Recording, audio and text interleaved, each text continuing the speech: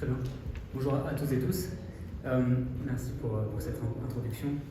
Donc effectivement, Valentin Sénéchal, je suis privacy expert chez EQS, plus particulièrement chez Data Legal Drive, solution logicielle développée initialement par un projet de M. Sylvain Staub, qui a fait l'objet de l'intégration d'EQS Group, leader mondial dans le développement de solutions logicielles dans le nuage, pour le secteur de la conformité, relations investisseurs, et autres processus de compliance.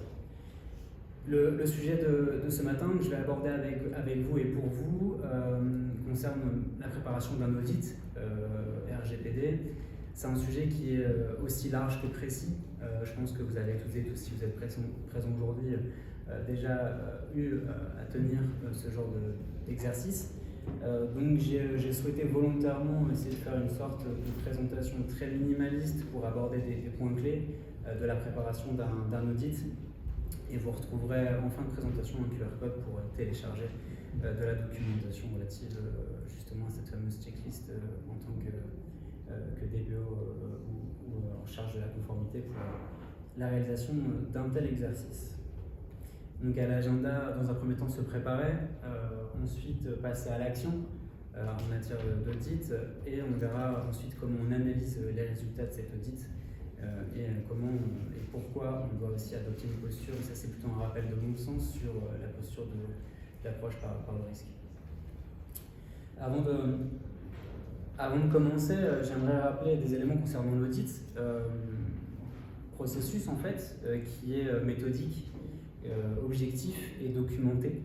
Je pense que c'est vraiment des éléments clés par rapport à la gestion d'un audit, à différencier d'un contrôle. On ne parle pas de contrôle interne, l'audit, sa particularité c'est qu'il est quand même très ponctuel, tandis que le contrôle interne se fait lui plus sur du long terme. L'audit, l'objectif est quand même en tout état de cause de rendre des comptes quand on se situe sous le champ d'application du règlement, rendre des comptes à qui je pense dans un premier temps au responsable de traitement. C'est ça qui est important aussi.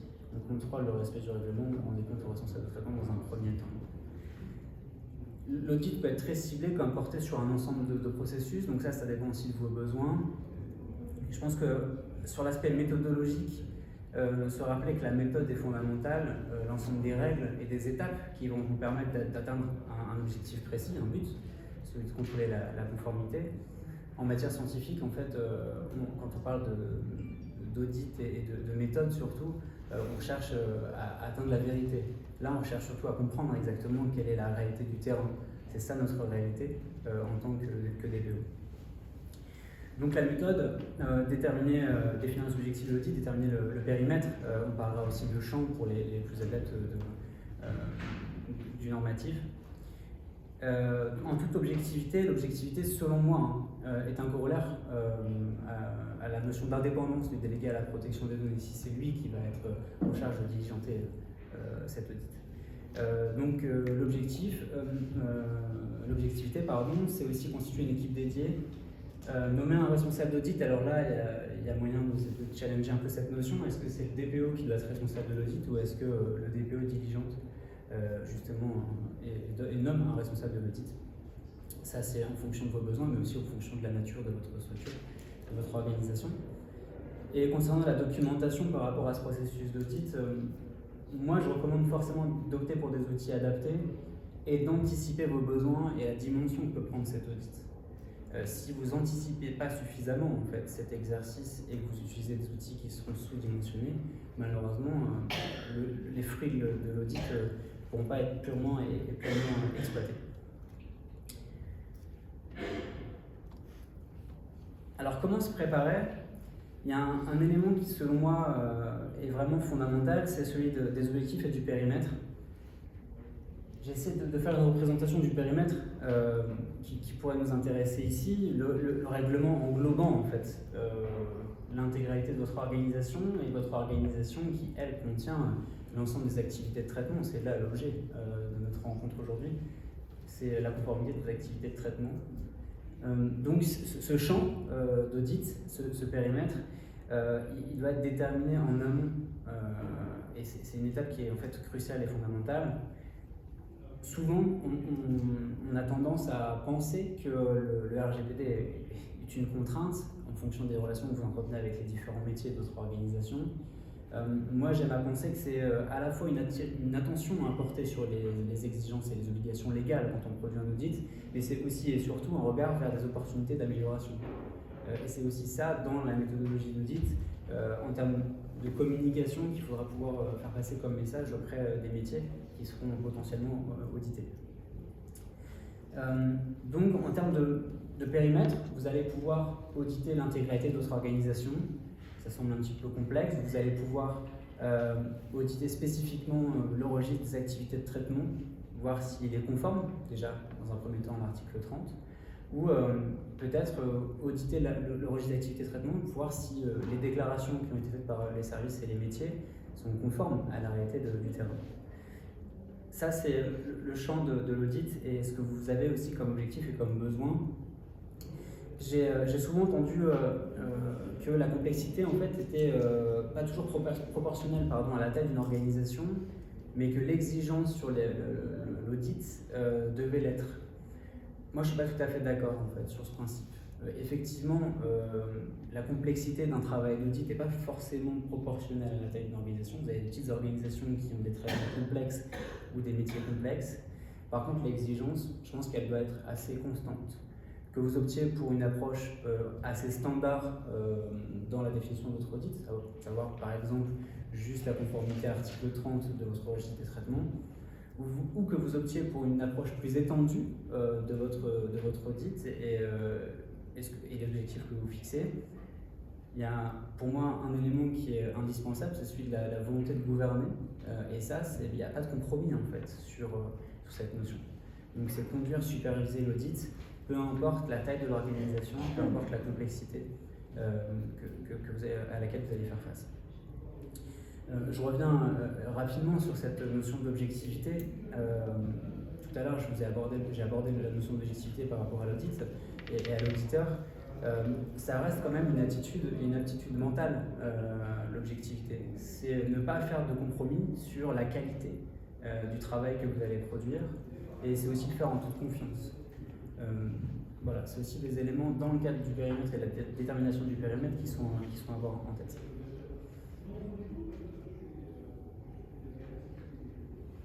Passer à l'action, et là on va s'apercevoir que le passage à l'action, souvent, il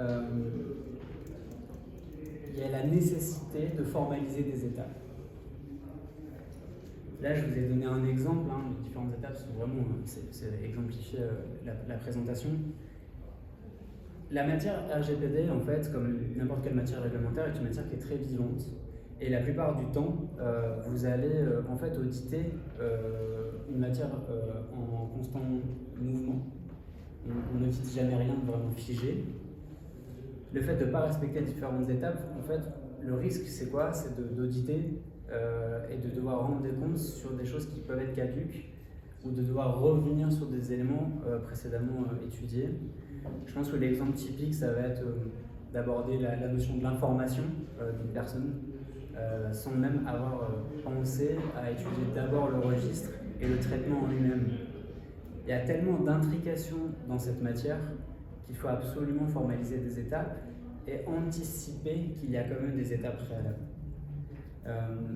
La notion d'intrication, la notion d'étape et cette sorte de parallélisme en fait, des matières qui font que l'exercice de l'audit en fonction de cette dimension peut être assez compliqué et très vite complexe en fonction de votre organisation et de vos besoins. Plus vous allez opter pour un niveau de granularité important dans le cadre de votre audit, plus vous allez pouvoir profiter des fruits de cet audit. Donc là, encore une fois, je reviens à cette notion de dimensionnement et d'anticipation de vos besoins. N'oubliez pas que par rapport à votre activité, par rapport à cette réglementation, il y a énormément de synergie et de divergence d'un point de vue interréglementaire. Je parle aussi plus largement du numérique responsable. N'oubliez pas d'impliquer les parties prenantes, que ce soit DSI, en charge de la conformité sur d'autres réglementations, la partie sobriété numérique, etc. puisqu'il y a parfois des recommandations ou des actions correctives qui pourraient être en contradiction avec certains principes en matière de sécurité. Voilà. Donc c'est aussi anticiper ces synergies et cette divergence par rapport à vos différentes actions correctives. Je prends un cas concret, on me demande d'auditer la conformité d'un traitement, donc moi je commence systématiquement par évaluer la documentation. Je commence déjà par le registre, voir ce qui a été déclaré, est-ce qu'il existe. Ok, le registre, il y a telle déclaration sur les finalités, sur les durées de conservation, sur la condition de licéité. Ça, c'est ce qu'on va déclarer. Moi, l'étape tout de suite suivante, ça va être de contrôler l'exactitude de ce qui a été déclaré par rapport à la réalité. Si vous ne faites pas ça, derrière, vous allez vous engager dans des processus d'action corrective qui seront peut-être caduques, dès lors que la déclaration sur la condition de licéité ne sera pas forcément la bonne, on n'aura pas opté pour la bonne condition de licéité, derrière vous allez opter pour un processus d'information ou le fait de régler parfaitement les processus d'exercice des droits qui au final ne pourront pas aboutir puisque les premières déclarations n'ont pas été bonnes. Donc agir en respectant et en formalisant en fait ces différentes étapes qui sont nécessaires dans l'approche d'un audit. Vient le temps de l'analyse. Je pense que ça, vous êtes toutes et tous plutôt familiers avec la notion d'action corrective et plan d'action, recommandation. Encore une fois, des exemples. Ce sont tant de sujets sur lesquels on peut avoir une analyse. Le respect des principes fondamentaux, c'est très large sur une activité de traitement, le processus d'information des personnes, la bonne application des mesures de sécurité technique organisationnelle. On va checker et vérifier les procédures et ensuite toute la démarche de la comptabilité dans sa globalité. Là, il y a selon moi un incontournable en fait, dans la méthode d'audit et des actions correctives, c'est le RACI. C'est procéder tout simplement à l'affectation et au fléchage des bonnes actions de correctifs vers les bonnes personnes. On aura une action globale, sa description, bien déterminer le périmètre. Est-ce que je vous parle d'une activité de traitement? Est-ce que je vous parle d'un sous-traitant en particulier, d'un tiers? Ensuite, qui est le responsable de cette action? Est-ce qu'il y a un observateur? Est-ce qu'il y a quelqu'un qui sera informé? Donc là, c'est plus sur le volet RACI. On priorise ces actions et après, on y met des échéances à un statut. Ça, c'est pour moi des éléments qui sont indispensables à l'issue d'un processus d'audit. Sinon, encore une fois, l'audit, ok, il a eu lieu, il a été documenté, mais quel en est réellement le fruit et quelles sont les étapes suivantes? La plupart du temps, si on ne fait pas ce processus d'action corrective correctement fléché et documenté, ça ne sert à rien. Processus aussi d'accountability sur ce genre de questions, ça peut aussi être des éléments qui nous sont demandés par l'autorité de contrôle. Dans le cadre de mon expérience, j'ai fait l'objet d'un contrôle. L'autorité de contrôle procède à ces vérifications. Le traitement, en l'occurrence, n'est pas conforme pour un tas de questions. Durée de conservation, je pense que c'est un marronnier. Mais derrière, j'ai la capacité de documenter que ça a été identifié, que l'action est planifiée ou qu'elle a été affectée. Et après, on rentre dans une notion de coopération avec l'autorité de contrôle.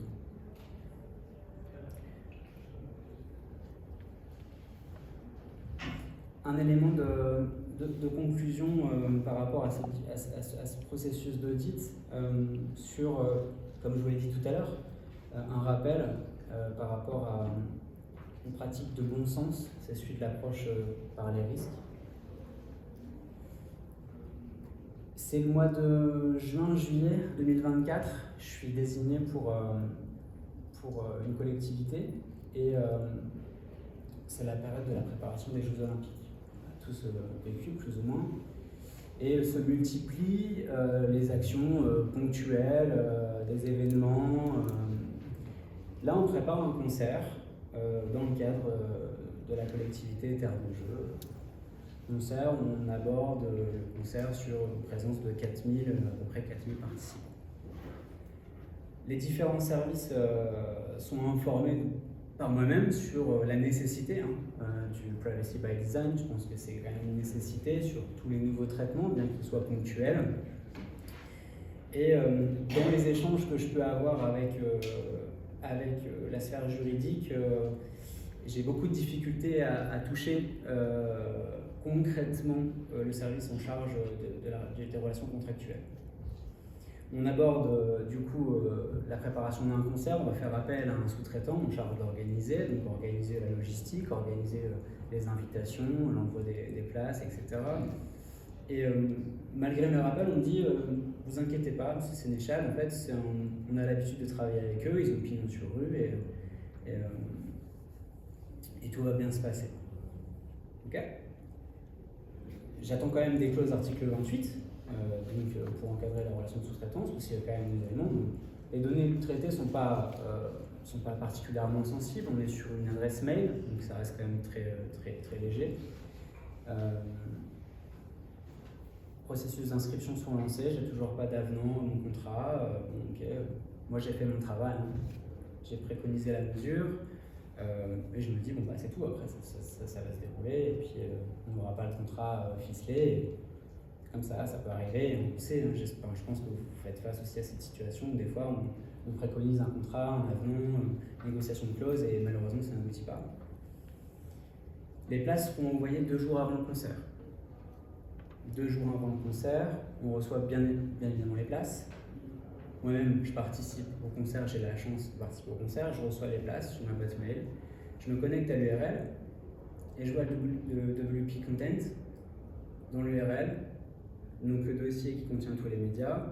Je clique dessus, j'ai 4000 adresses mail, je clique dans chaque répertoire, la place de concert.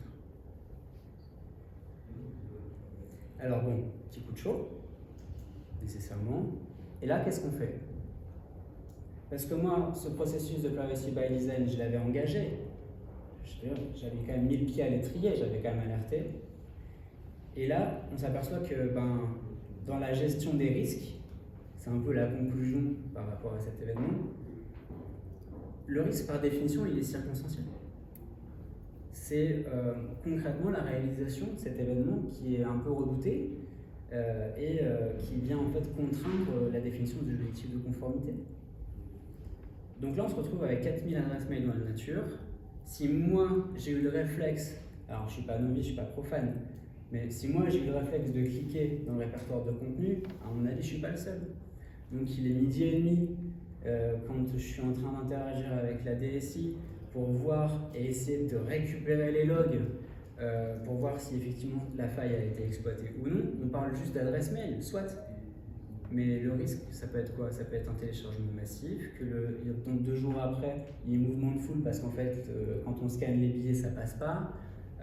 Donc en fait, tout ça peut avoir des conséquences assez lourdes, alors qu'on parle juste d'un événement très ponctuel. Tout ça pour dire que la gestion des risques, effectivement, ça reste de toute façon, par rapport même à un processus d'audit ou dans le cadre du Privacy by Design, même si ce n'est pas l'objet du jour, un élément qui entrave le fond. C'est vraiment pour moi fondamental dans le sens où il va conditionner énormément d'actions correctives et où il va aussi permettre d'exemplifier auprès des différents services le risque qu'il existe vraiment. Vous avez, je pense, beaucoup d'exemples à aussi produire et c'est aussi beaucoup de communication par rapport aux services audités sur la nature du risque, même si elle est très souvent en fait, minimisée par les services métiers. Donc le risque, encore une fois un rappel, on procède juste à la gestion de ce risque, on va déjà l'identifier, donc là je vous ai mis quelques exemples par rapport à la gestion d'un risque classique, on va l'identifier, on va le qualifier, et ensuite l'idée c'est aussi de pouvoir le gérer et le traiter surtout. Comment on traite un risque? Et là dans la situation où je vous ai mentionné, le risque il a été traité, hein, c'est juste qu'il a été écarté, enfin même pas écarté, juste on a dit bon ok il y a un risque, la relation contractuelle, la sous-traitance, il n'y avait pas de garantie présentée par le ST, il n'y avait aucune mention de mesure de sécurité technique organisationnelle. En fait, le risque, il a été un peu balayé parce qu'il n'a juste pas été pris en compte du tout. Mais qu'est-ce qu'on fait d'un risque? Est-ce qu'on essaye justement de le minimiser, donc soit on diminue la vraisemblance, on va peut-être essayer de l'écarter ou de justement le faire sous-traiter et puis de financer un peu ce risque par la gestion bien sous-traitant. ou est-ce que simplement on va juste dire bah non, j'ai pas envie de gérer un risque, donc on va annuler cette opération de traitement, ce traitement.